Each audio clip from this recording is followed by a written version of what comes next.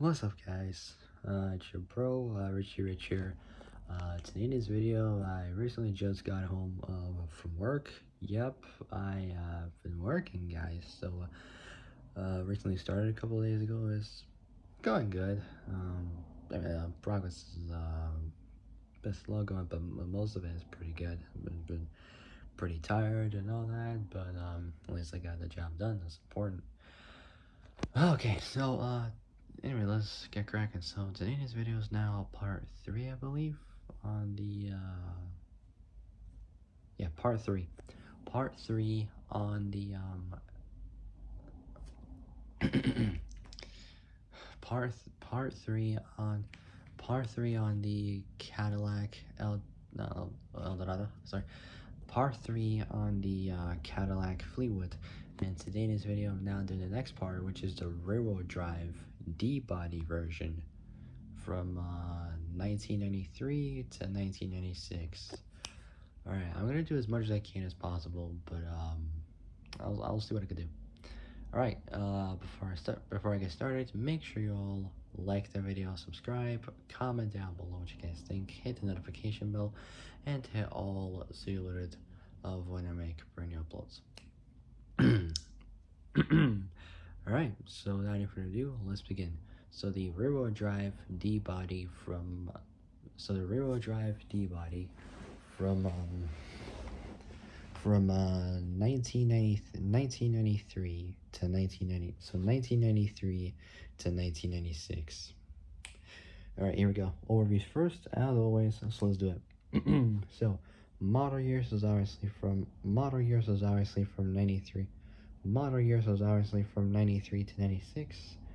Assembly was at the Arlington Assembly, in the city of Arlington, Tarrant, T-A-R-R-A-N-T, so Tarrant County, Texas. So Tarrant County, Texas. So model years is from 93 to 96. Assembly is at the Arlington. Assembly is at the Arlington Assembly in Arlington, Tarrant County, Texas. Designer Chuck Jordan. So designer Chuck Jordan, may rest in peace. So for those who don't know who Chuck Jordan is, his full name was Charles Morrell Jordan, born in Whittier, where is that? In the city of Whittier, or Whittier, I don't know how you pronounce it, but it spells Whittier in LA County, California.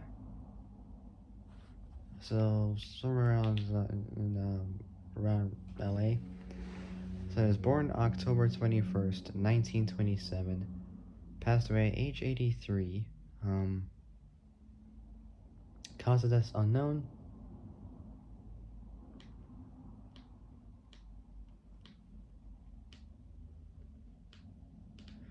Unknown. Passed away December 9th, 2010, age 83, in Rancho Santa Fe, in San Diego County, California. So for those who don't know who Chuck Jordan is, he was an American automotive designer widely known for his role as vice president of design for GM from the years 86 to 92, so for 6 years, and his work on prominent GM models, including the 5960, including two Cadillacs, so the 5960 Eldorado and the 92 Seville STS. Okay, so designer Chuck Jordan, God rest his soul, may rest in peace. Body and chassis next. Body style is a 4-door sedan. Layout, front motor, rear-wheel drive, platform D body.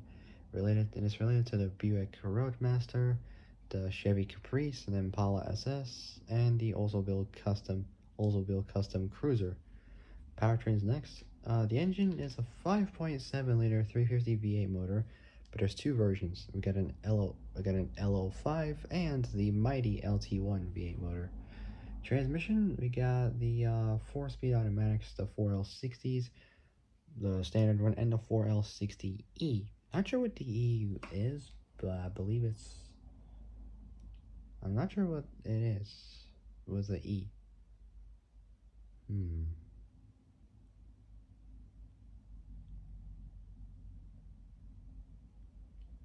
I wonder what the E represents.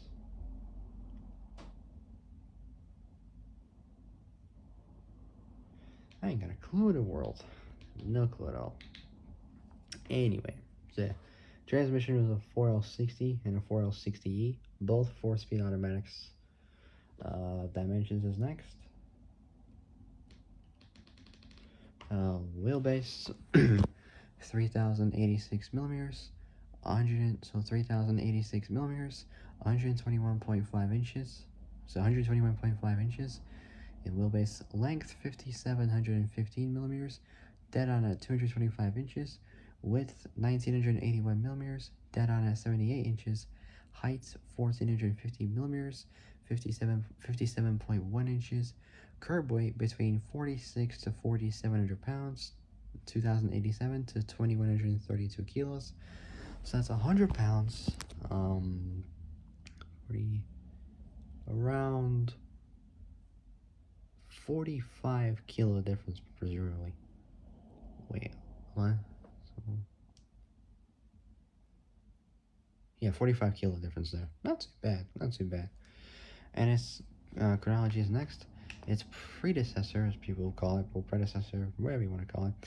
Its predecessor is the Cadillac Brougham, which is a pretty cool car. Brougham sounds like a place in the UK. I don't know. It's spelled B-R. It's spelled Brougham. Brougham. Something like that. It sounds like a British place. I'm just saying. I'm not saying it is. I'm just saying it sounds like it. I'm just saying it sounds like it. That's all I'm saying.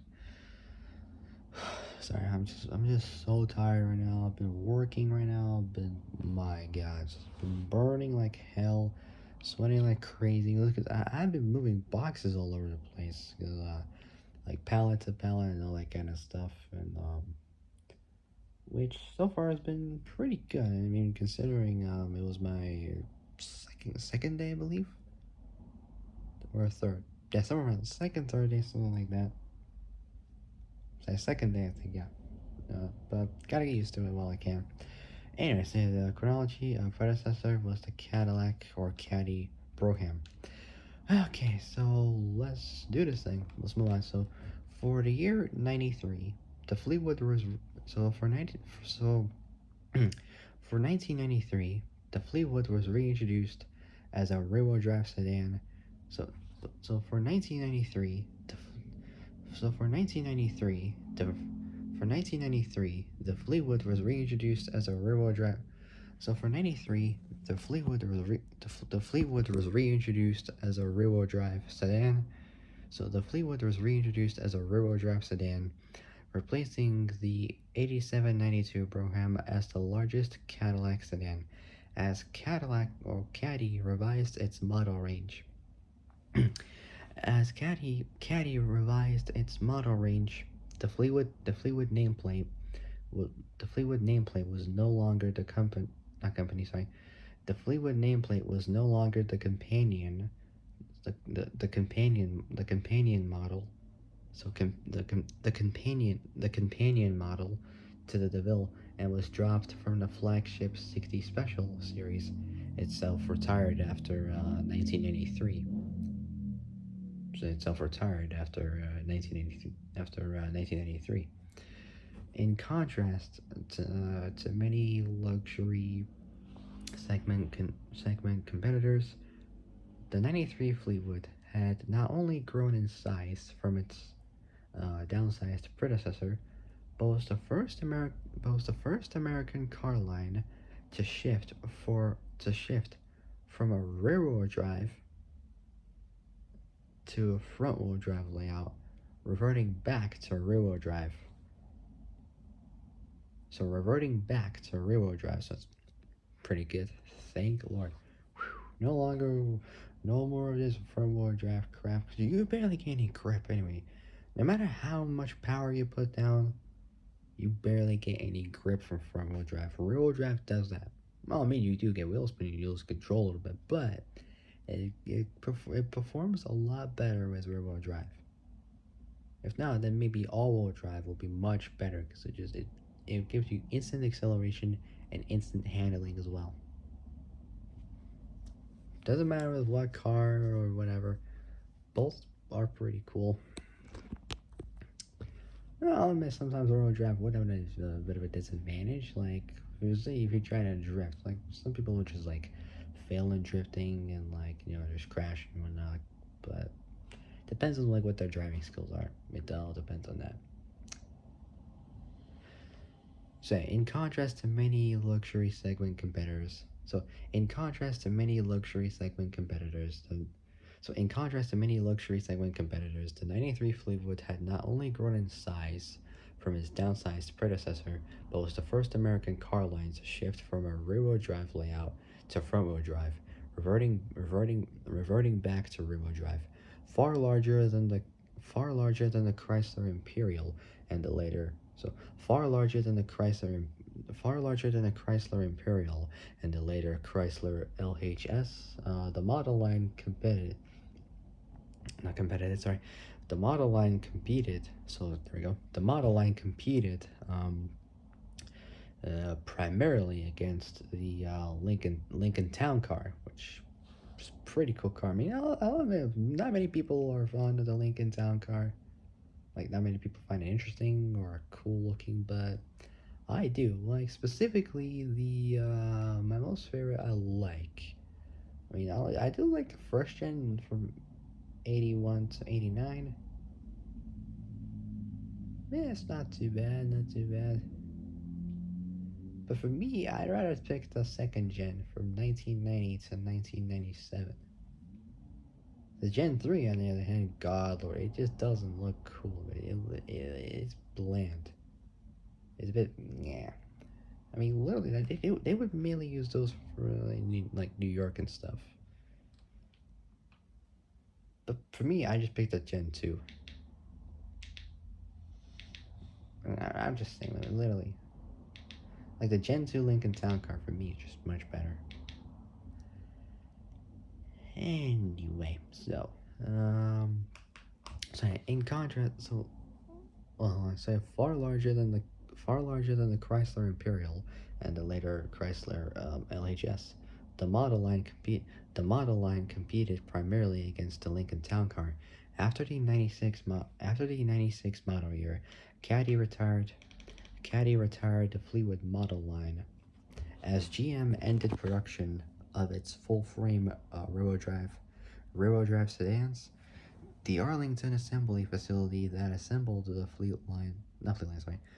the Arlington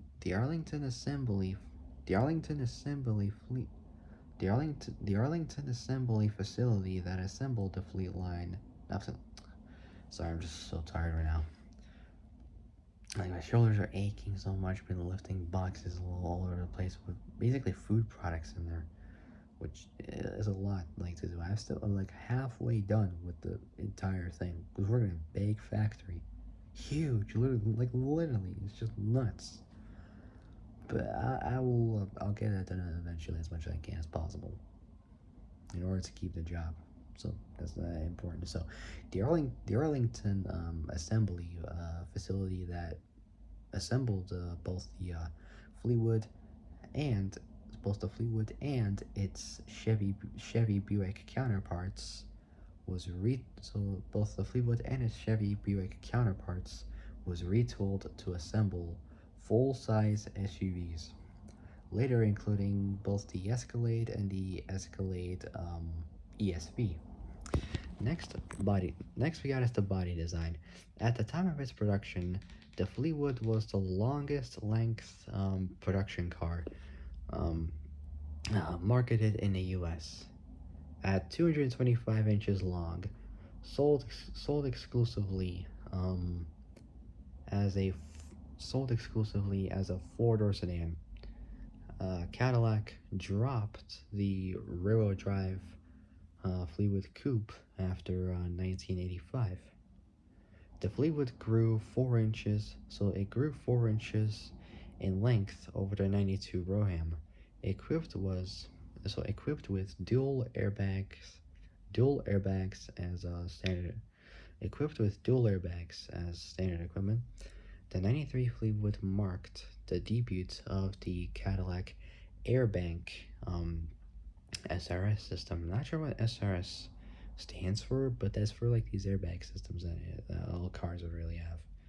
So, so equipped with dual airbags as standard equipment, the 93 Fleetwood marked the debut of the Cadillac, well, Caddy, as I like to call it, Airbank SRS system, a wider passenger side airbag designed to protect uh, the right side and center passenger riding in a front bench seat.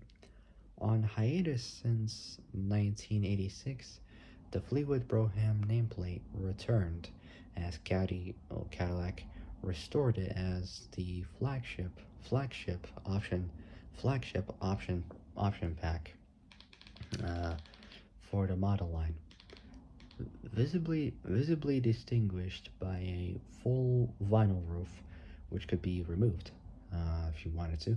C pillar and instrument panel back. So C pillar and so distinguished by a full vinyl roof, which could be removed.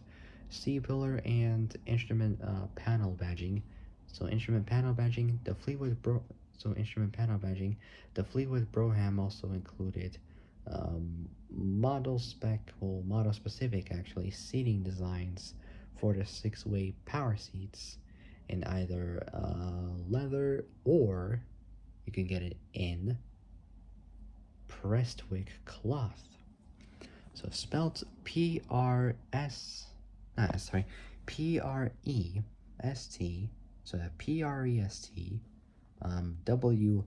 WICK, and then cloth, with 3-position memory. The interior also included vanity mirrors. So the interior also included vanity mirrors, both for the rear seat and a rear seat storage armrest. Alongside the Fleetwood Brougham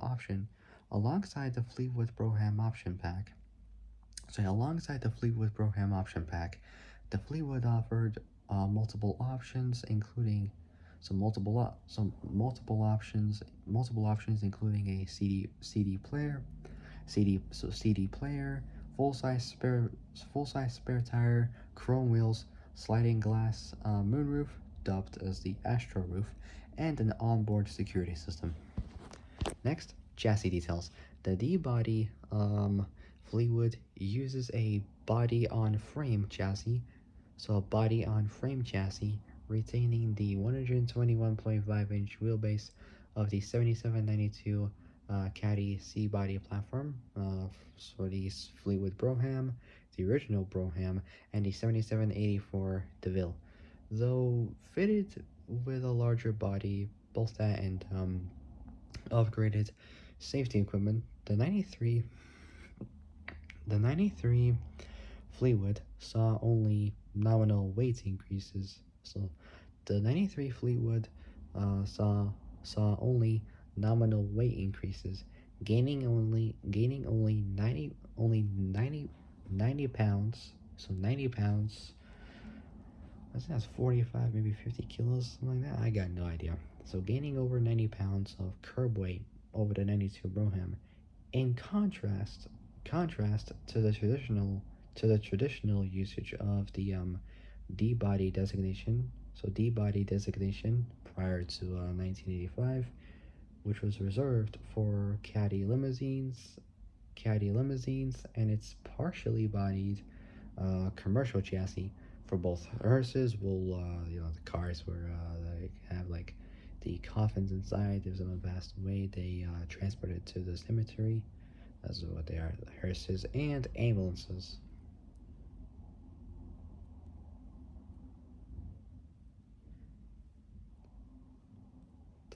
The post downsizing.